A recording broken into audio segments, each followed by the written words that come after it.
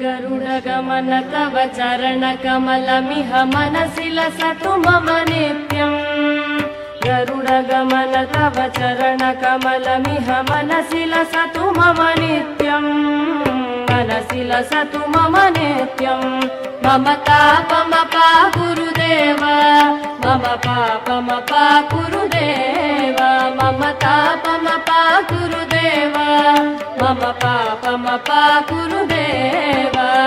जल जनयन विधिन मुखिहरण मुख विबुध विनुत पद पद्मा जल जनयन विधिन मुचिहरण मुख विबुध विनुत पद पद्मा विबुध विनुत पद पद्मा मम तापमपा गुरुदेव